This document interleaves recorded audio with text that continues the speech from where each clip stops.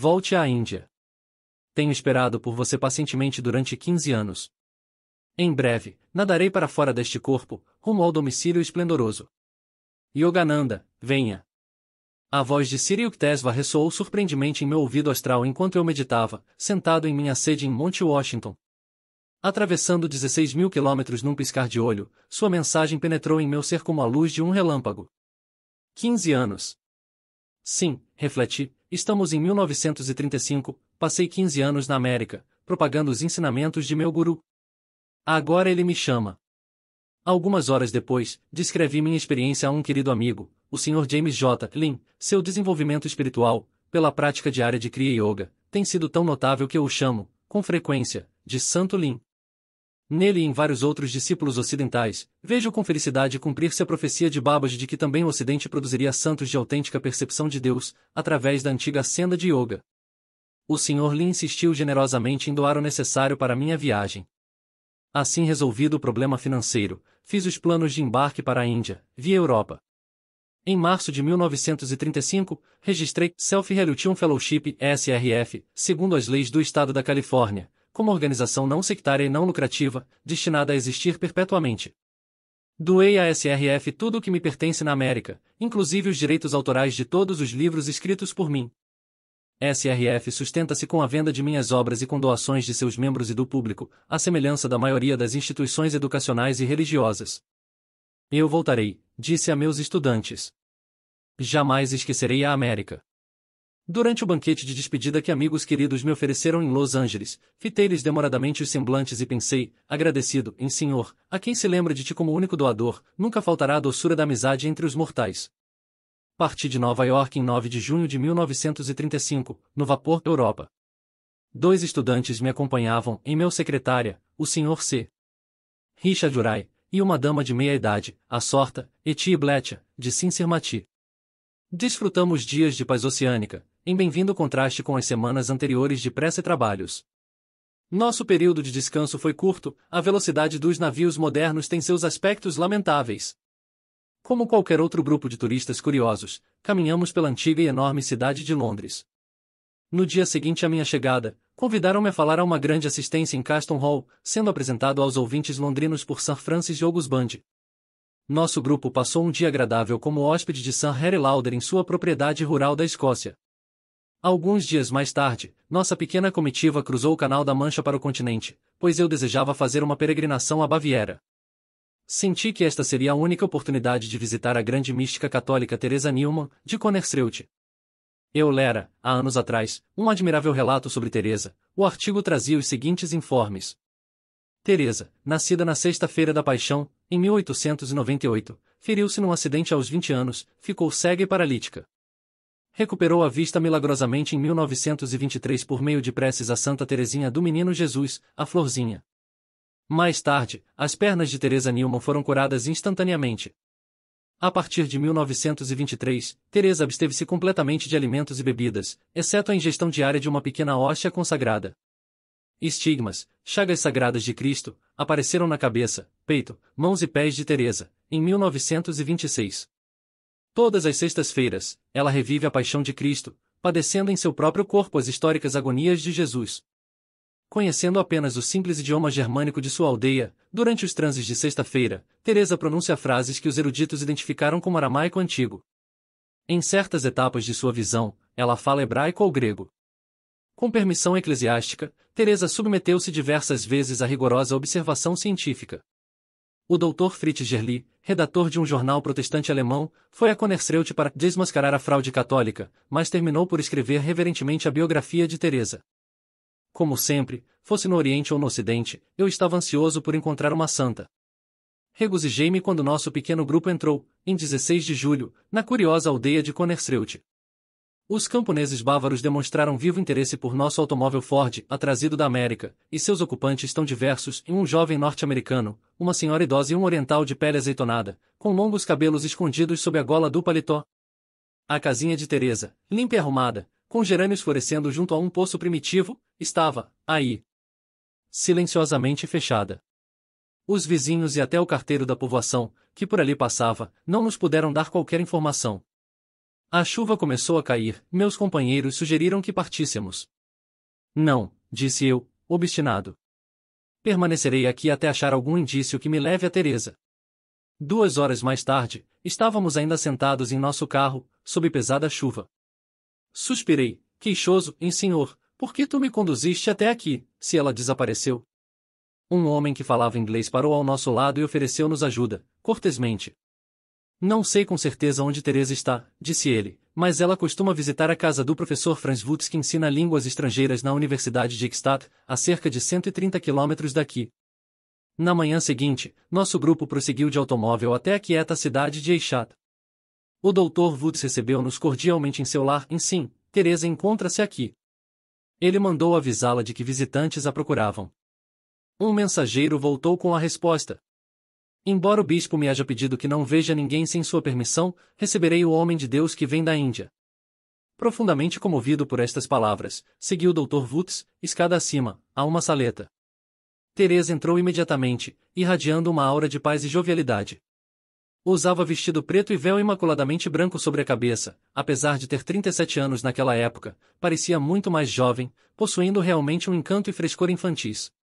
Saudável, bem proporcionada, com faces rosadas e sempre alegre, eis a santa que não come. Teresa cumprimentou-me com um aperto de mãos muito gentil. Sorrimos em silenciosa comunhão, reconhecendo-nos, um ao outro, como amantes de Deus. O Dr. Wutz ofereceu-se bondosamente para servir de intérprete. Quando nos sentamos, notei que Teresa me fitava com ingênua curiosidade. Evidentemente os hindus têm sido raros na Baviera. A senhora não se alimenta de nada? Eu queria ouvir a resposta de seus próprios lábios. Não, exceto uma hóstia 2, às 6 horas da manhã, todos os dias. De que tamanho é a hóstia? Tem a espessura do papel e o tamanho de uma pequena moeda. Ela acrescentou, tomo-a por motivos sacramentais, se não está consagrada, sou incapaz de ingeri-la. Mas a senhora certamente não podia viver apenas disso, durante 12 anos inteiros. Vivo da luz de Deus. Que simples a sua resposta, que einsteiniana.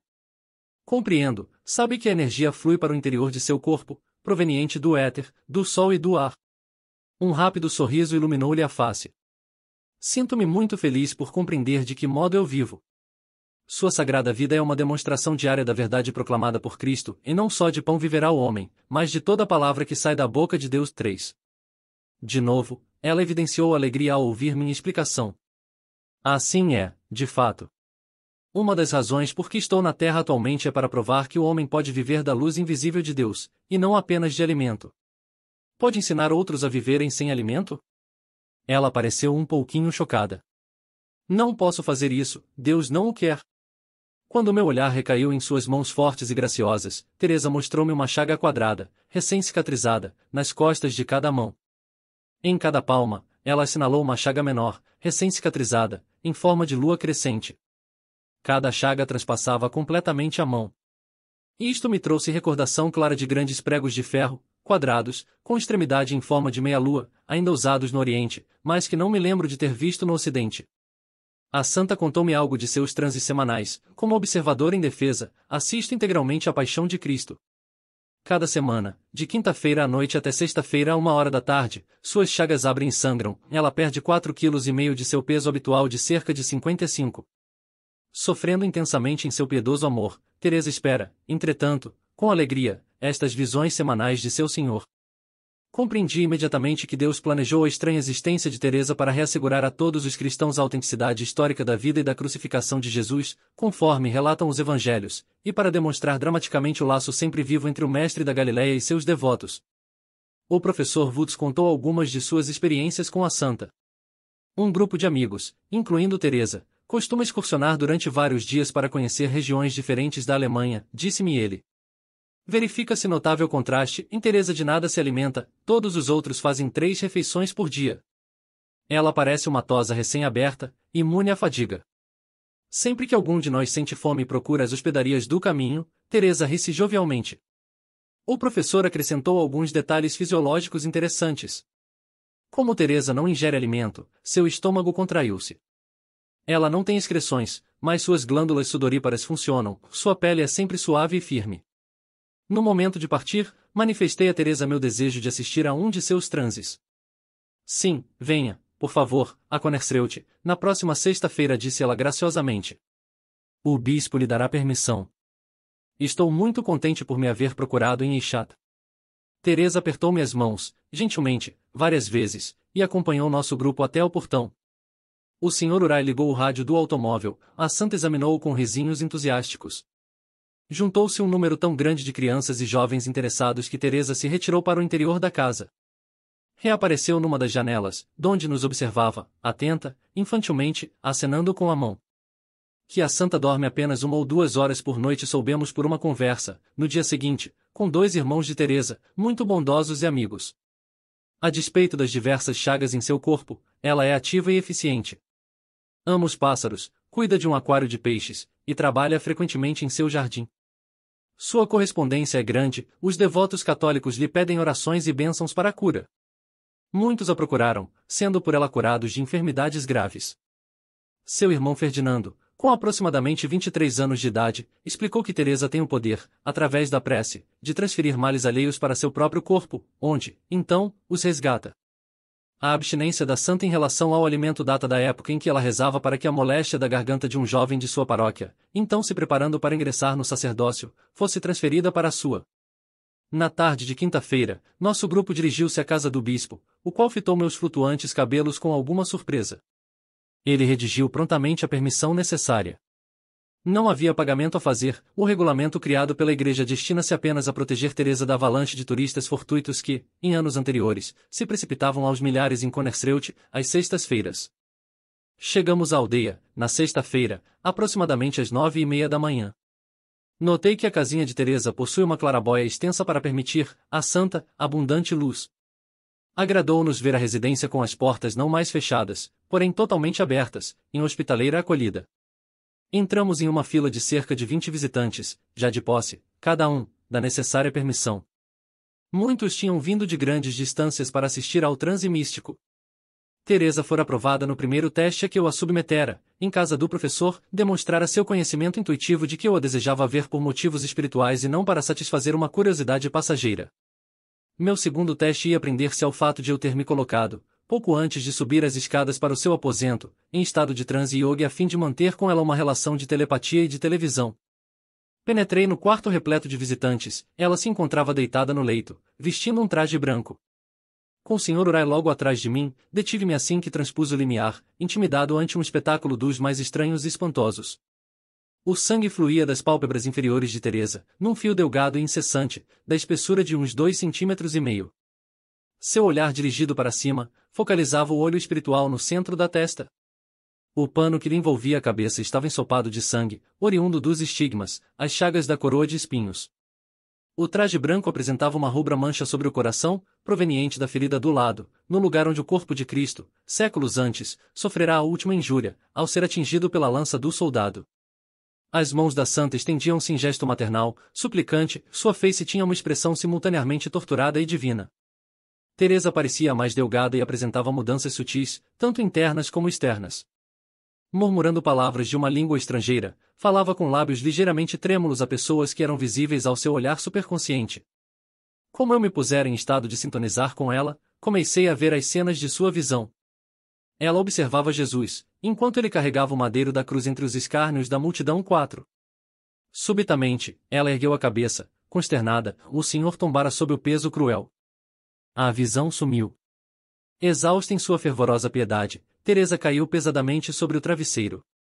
Neste momento, ouvi um baque forte atrás de mim. Voltando a cabeça durante um segundo, vi 2 homens carregarem para fora um corpo inanimado.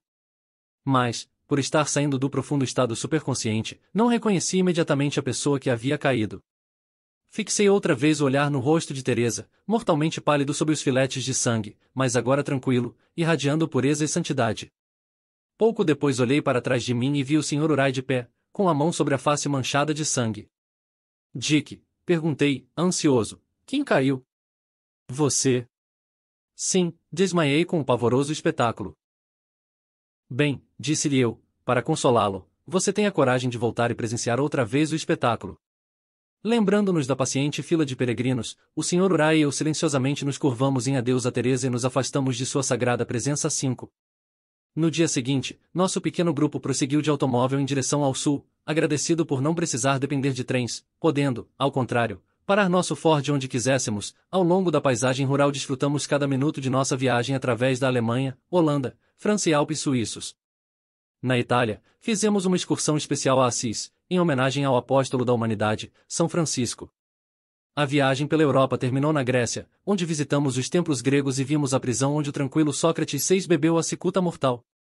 Desperta plena admiração a arte com que os antigos gregos, em todo o país, esculpiram em alabastro as obras de sua imaginação. Tomamos o navio para cruzar o Mediterrâneo ensolarado e desembarcarmos na Palestina. Percorrendo durante dias a Terra Santa, mais do que nunca me convenci do valor da peregrinação. Para o coração sensível, o Espírito de Cristo impregna tudo na Palestina. Caminhei reverentemente ao seu lado em Belém e Getsêmani, no Calvário e no Santo Monte das Oliveiras, ao longo do Rio Jordão e do Mar da Galileia. Nosso pequeno grupo visitou o presépio do Nascimento, a carpintaria de José, o sepulcro de Lázaro, a casa de Marta e Maria, o recinto da Última Ceia. Revivíamos a antiguidade, cena após cena, assistia ao drama que Cristo representou então para os séculos vindouros. O Egito veio a seguir, com seu Cairo dos tempos modernos e suas pirâmides de tempos idos. Depois, um navio descendo o longo Mar Vermelho, e cruzando o Mar de Omã, e afinal, a Índia.